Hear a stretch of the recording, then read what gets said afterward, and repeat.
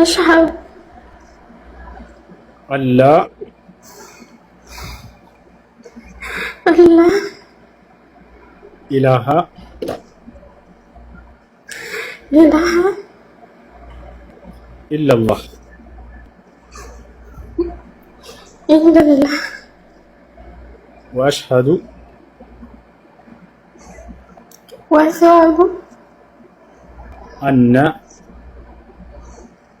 أن محمدا محمدا رسول الله رسول الله الله ሸሃዳ ሊይዝ ፈልጌ ነው። እስከ ዛሬ በሌላ አካውንት ነበርኩኝ። አሁን ቤተሰብ እንዳያውቅ መሰለኝ አዲስ አካውንት ከፍቼ መጥቼ። መልካም እሺ፣ የምለውን ቃል አብረሽ የተከተልሽ ነው። ከመስለሜ እስከ ዛሬ ብዙ ጥያቄ እየጠየቅኩ ነበር እየገባሁኝ፣ ግን ዛሬ በህልሜ አንድ ህልም አየሁ። እሺ፣ ትልቅ ባህር ይመስለኛል። ባህሩ ተከፍሎ ወደ ላይ ወደ ሰማይ ድልድይ ይሰራለትና ወደ ላይ ይወጣል። ስወጣ በጣም ነጫጭ ልብስ የለበሱ የሙስሊሞች አለባበስ ነው፣ ያምራል። አብሬያቸው ሄድና እዚህ ኢሳ ነብይላ ኢሳ እዚህ ነው ያለው፣ ማየት ትፈልጊያለሽ? ተመልሶ ወደ ምድር ይወርዳል ይለኛል። ከዛ ማየት አልፈልግም ብለዋለሁ። ወደዛ ወደ ሰዎቹ ወሰደኝ ስለው ያኩ መሐመድ እና በመሐመድ መንገድ ላይ የሄዱ ሰዎች ናቸው፣ አንቺ ደግሞ ከነሱ አይደለሽም። ይሄ ባህር ይታይሻል ወደታች ይለኛል። መልሶ ሲያሳይ ጥቁር በጣም የሚሸት የሚገማ ነው ሽታ ያለውና ወደዚህ ነው ያንቺና ያንቺ መሳይ ተከታዮች የሚሄዱት ነኝ። ከዛ ገፍቶ እየወረወረኝ እያለ በጣም ድንግጥ ምናምን ስነካ ምድር ላይ ነኝ እና ያለሁበት መንገድ ትክክል እንዳልሆነ ነው የተባለ። መልካም እንግዲህ ስትከታተል ቆይታለች እንደተናገረችው በምናስተምር ጊዜ ያን ትክክለኛውን መንገድ አግኝታለች።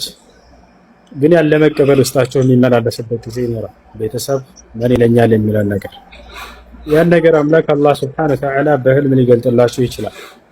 ነቢያችን ሰለላሁ ዐለይሂ ወሰለም ሲናገሩ ህልም ወይንም መናም አምላክ አላህ ለነቢያቶች ካደረገው ግልጠተ መለኮት አንደኛው ነው።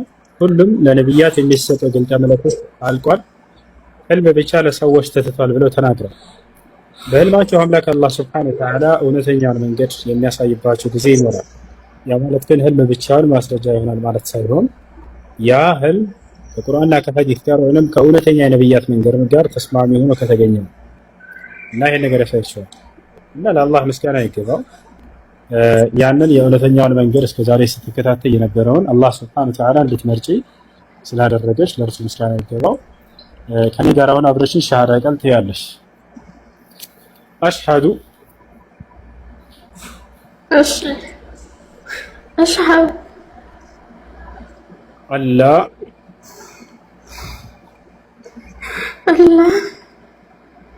إله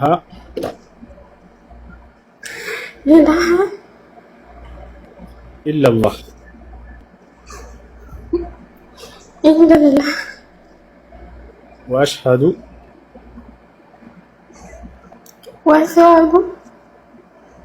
أن محمدا رسول الله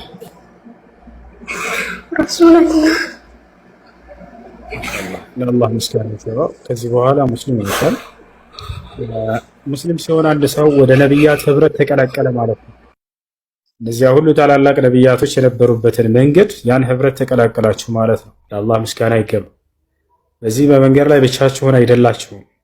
የዓለም ሰው አሁን ምድር ላይ ብቻችሁን እንደው ከበስተጀርባችሁ ቢሆንም እንኳን አንቱም መዐል አንቢያ ወአንቱም መዐል ሙርሰሊን ከነቢያት ጋር ናችሁ። ከዚያ በላይ ከአምላካችሁ ከአላህ ጋር ናችሁ። በእናንተና በአላህ መካከል ያለ አንድ ገመድ አለ። ያም ገመድ ኢስላም ይባላል። እርሱን እስከያዛችሁ ድረስ ከአምላካችሁ ጋር መሆናችሁን አትርሱ።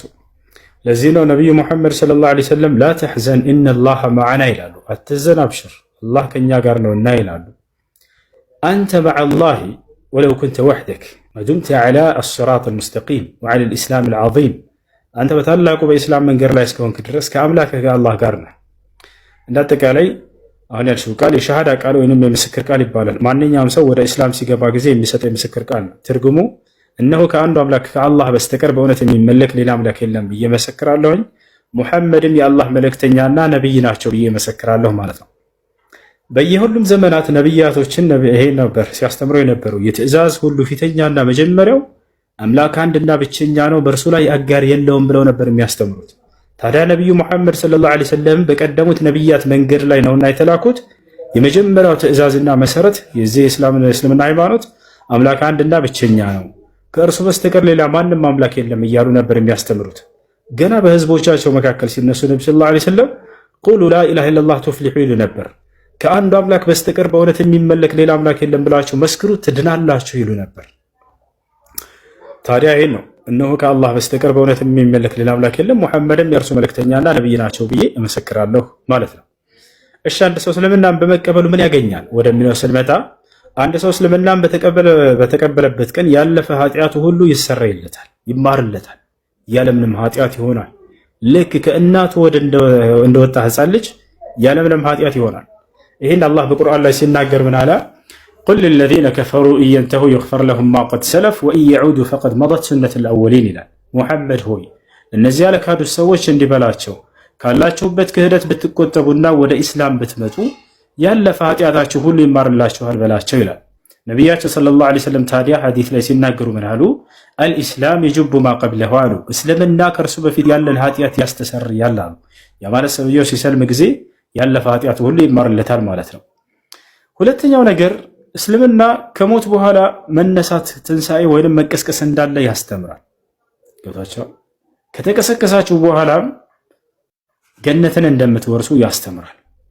የዘላለማዊ ህይወትንም እንደምትወርሱ ያስተምራል። ማስረጃ ቃለ ሱብሓነሁ ወተዓላ ኢነ ለዚነ አመኑ ወዐሚሉ ሷሊሓት ለሁም ጀናቱ ነዒም ኻሊዲነ ፊሃ ወዐደላሂ ሐቃ ወሁወል ዐዚዙል ሐኪም ይላል። እነዚያ በእኔ አምነው መልካምን የሰሩ ሰዎች ለእነርሱ የገነት ጸጋ አለችላቸው፣ እነርሱም በእርሷ ውስጥ ለዘላለም ዘውታሪዎች ናቸው።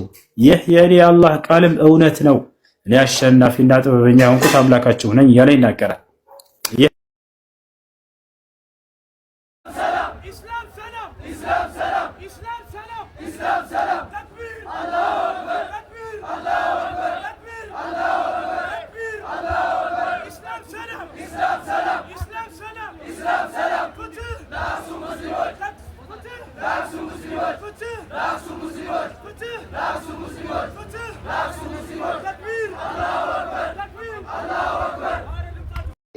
አጭር ቀጭን ሴት ካገባህ ማለት ነው ጆሮ ውስጥ ቂንጥ ይዛ እንደገባብህ ቁጠረው። ስትዘጥዝህ ነው የምንኖረው። ሰላምህን ነው የምናሳየው። የምሬ ነገረኛ ናቸው፣ ቀጭቃጫ ናቸው።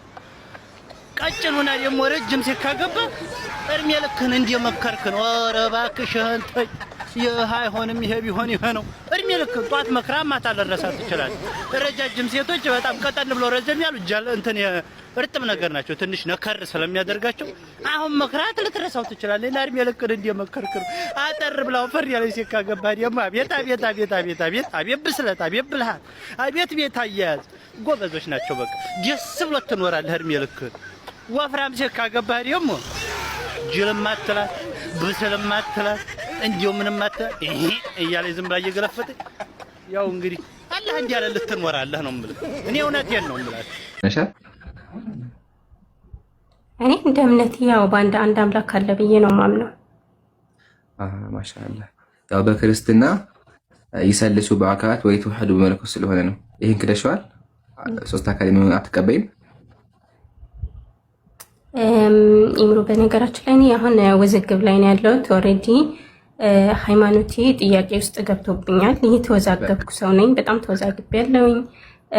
መፈለግ የጀመርኩት ቆይቻለሁኝ። ኦልሬዲ መጽሐፎችን ማንበብ ከጀመርኩ 2 ዓመት አልፎኛል። ግን ምንም ነገር እንትን ላቅ አልቻልኩኝም። ተምታቶብኛል። በሰሞኑ ደግሞ የባሰ ደግሞ ከእፎይ ጋር በነበረ እንትን ላይ በጣም የባሰ ደግሞ ያለውበት እምነት እንድጠራጠር አደረገኝ። በጣም ማለት ነው። ማለት ብዙ ጊዜ አልተገለጠም ብለው አልተገለጠም የሚል ነገር በየቤቱ ይዘዋወራል እና አላህ ይሮጣል የሚባል ነገርም አለ። እሱ ነገር በጣም ለማወቅ ጓግቼ ነበረና አንደኛ ነገር ማለት ሃይማኖታችሁ ምናክል ምንም ነገር መጨመር እንደማይችል መቀነስም እንደማይችል ተረድቼበታለሁ። ምክንያቱም መጽሐፍ ቅዱስ ብዙ ቦታ የተበረዘ ነገር አለ።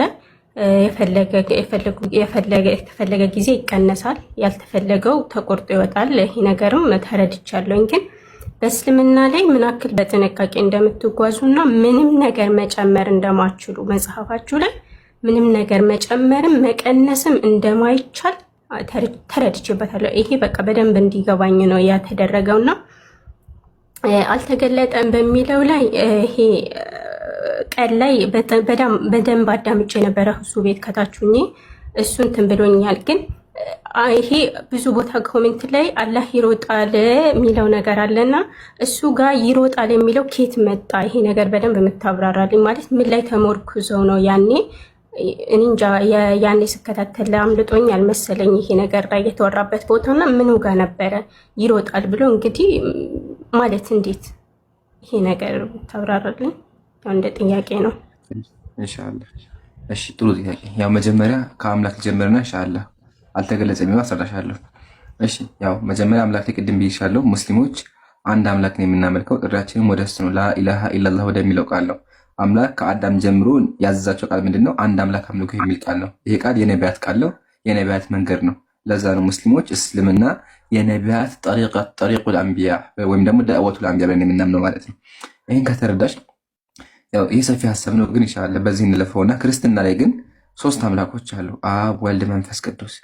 እነዚህ ሶስት አምላኮች እግዚአብሔርም አያውቃቸውም፣ መጽሐፍ ቅዱስም አያውቀውም፣ ነቢያትም ኢቭን ኢየሱስ ሐዋርያት አያውቁትም። ስለዚህ በደማገ ሳራ ይሄን ነገር መርምሪ። ሶስት አምላክ ማምለክ ገሃነም ነው የሚያስገባው። አምላካችን ማለት ኢንተሁ ኸይረለኩም፣ እናንተ ክርስቲያኖች ሶስት አምላክ አለ አትበሉ፣ ኸይረለኩም ለእናንተ ይሻላልና፣ ኢነማ አላሁ ኢላሁን ዋሂድ፣ አላህ እሱ አንድ አምላክ ነው አለ። ስለዚህ አንድ አምላክ አምልኪ። ይሄ ግልጽ ይመስለኛል። አልተገለጸም ወደሚለው ሐሳብ ስንመጣ መጀመሪያ ሙስሊሞች አንድ ነገር ማወቅ አለብሽ፣ አምላካችን የሚመስለው የለም። አምላክ ቁርአን ላይ ምን አለ? ለይሰ ከሚስሊሂ ሸይ አለ፣ እሱን የሚመስል ምንም ነገር የለም አለ። ቀጥሎ ምን አለ? በእርሱ እውቀትን አያውቁም አለ። እኛ አምላክን ሙሉ ለሙሉ አናውቅም። አምላክን ያየ የለም። ይሄ በሁሉም አለ። አምላክን ያየው የለም አይደለም። በእውቀት አናካበው። አምላክ እውቀቱ ሰፊ ነው። እንደዛ ካልሽማ አምላክ ሰማይና ምድር እንዴት ፈጠረ? አምላክ እንዴት በሆነ ነቢያት ላከ?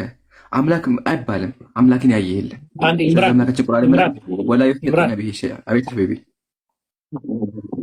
አንዴ ይብሮ አንዴ ቴሌግራም ላይ ይብሮ አንዴ ናማ ቴሌግራም ላይ አፎን እሺ ይብሮ ቀጥል። ችግር የለም ሐቢቢ። ቀጥሎ አምላካችን ምን አለ?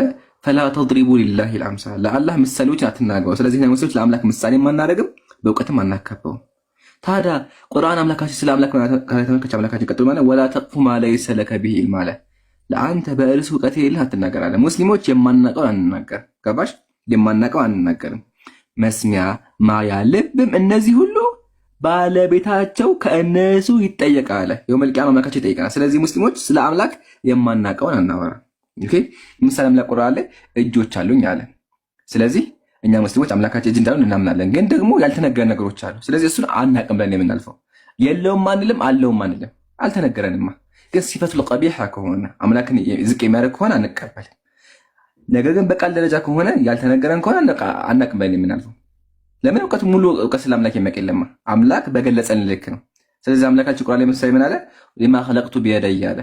እኔ አደምን በእጆቼ ፈጥሬያለሁ አለ። እናምናለን፣ እንቀበላለን። ትርጉሙን ሳቀይር እንቀበላለን። خلاص በቃ ሳናመሳስል ለልቅና በሚገባው መንገድ ለሐየነቱ በሚገባው መንገድ እጆች አሉት ብለን እናምናለን። የፍጡራን እጅ የሚመስል እናምናለን። ግን ደግሞ ያልተነገሩ ነገሮች አሉ። እሱን ደግሞ የለውም አንልም። ለምን? አናውቅም፣ አልተነገረንም። ስለዚህ ምን እናደርጋለን? ነሙሩሃ በቃ አናውቅም ብቻ ብለን እናልፋለን። ለምን? አምላካችን ቁርአን ላይ ምን አለ? የማታውቁትን ነገር አትናገሩ፣ በአላህ ላይ የማታውቁትን ነገር መናገራችሁ ብቻ ነው አለ። ኃጢአት ምንድነው? ኃጢአት ምንድነው? ተመልከቺ። በአላህ ላይ የማታውቁትን መናገር ነው። ስለዚህ ሙስሊሞች በአላህ ላይ የማናውቀውን ነገር አንናገርም። ይሄ ነው ፖይንቱ። ስለዚህ አንድ ከተነሳ ያልተገለጸ እንኳን አልተገለጸም እናልፋለን፣ ካልተነገረ ማለት ነው። ግን ይገርምሻል፣ ይሄም እኮ በክርስትናም እንደው አለ ያጆ በሚለው ማለት ነው። ያው ተመልከቺ፣ ምሳሌ አንድ መጽሐፍ ልጥቀስልሽ። ያው ሚስጥረ ስላሴ ሲጀመር ከቃሉ እንጀምር። ሚስጥረ ስላሴ ምንድነው? ሚስጥረ ስላሴ ምንድነው? ሚስጥር ማለት ነው። ሚስጥር ምንድነው? ከሰዎች የተደበቀ ነው አይደለ? ሚስጥር ምንድነው? ሰዎች የሚያውቁት ማለት ነው አይደለ? ስለዚህ ከቃሉ እንኳን ስንጀምር አምላክ ሚስጥር ነው በክርስትና። ያጀማ አምላክ ሚስጥር ነው። ለዛ ነው አብዛኛው ክርስቲያን አሁን ድረስ ይወዛገባል። ብዙ ክርስቲያኖች በምን 3 አምላክ አለ አንድ አምላክ ነው ያወዛግባቸዋል። ለዛ ቄሱ ምን ይላል? ስላሴ ትደነቅ ወትተመን ያለ በግዕዝ ይናገራል። ስላሴ ትደነቃለች እንጂ አትመረመርም ይላል። ትደነቅ ያለ ይናገር ስላሴ ትደነቅ ማድረግ ብቻ ሱብሃንአላህ ተዓላ ዝም ተቀመጠ ዋው ዋው ብቻ ማለት የሚቻለው እንጂ አይታወቅም ብሎ ይናገራል። ከቃሉ ስንጀምር ማለት ነው። ቀጥሎሳ ተመልከቱ ይሄ መጽሐፍ ኦኬ እሺ ያው ይሄ መጽሐፍ መጀመሪያ መጽሐፉን ላሳይሽ። መጽሐፉ ሰይፈ ስላሴ ሰይፈ መለኮት ነው። እንደዚህ ይላል። ይተነበ አይ ቲንክ አለፍኩ መሰለኝ። ያው እዚህ ጋር ሚስጥር አለ ከሰውና ከመላእክት ከማንኛውም ፍጥረት ሁሉ የተደበቀ ነው አለ። ስለ እግዚአብሔር እንኳን አንቺ መልአኮች የማያውቁ መልአክ ራሱ አያውቅም። አይሻለ በክርስትና ራሱ አለ። ስለ አምላክ አያውቁም ክርስቲያኖች። እኛ ግን ስለ አምላክ አንድ እንደሆነ ባህሪያቶቹን ሲፋዎቹን በነገረን መጠን እናውቃለን። በነገረን መጠን ምሳሌ አምላክ ሰሚ ነው፣ ተመልካች ነው፣ አዛኝ ነው፣ ሩህ ነው እናውቃለን። እነዚህ የተነገረን እንቀበላለን። አይሻለ ግን የእግዚአብሔር ሚስጥር ይሄ 3 አምላክ የሚለው አንቺም ብቻ ሳይሆን የሚያወዛገው መልአኮችም ይወዛገባሉ። አይገባቸውም። መልአክ ራሱ አይገባቸውም። ሰዎችም መልአኮችም አይገባቸውም። ስለዚህ ክርስትና ሙሉ ድፍን ነው። እስልምና ላይ ግን አምላካችን ራሱን ገልጾልናል በሚገባ መንገድ። ከዛ ውጭ ያለውን ደግሞ አልተነገረንም፣ አልተገለጸንም ብለን እናልፋለን። ለምን አምላካችን ላይ ያለውን ነገር አለው የለውም ብለን ስለማንናገር ማለት ነው። አለው ብንል ማስረጃ፣ የለውም ብንል ደግሞ ፈጠርም ማለት ነው። ወይም ደግሞ የማናውቀውን ነገር ተናገርም ማለት ነው። ስለዚህ ከነዚህ ነገር እንቆጠባለን። ይሄ ነው ያለው ነገር። ግልጽ ሆኖልሻል? ይሄ መጀመሪያ እሺ። አሁን ይሄኛው ግልጽ ሆኖልኛል ግን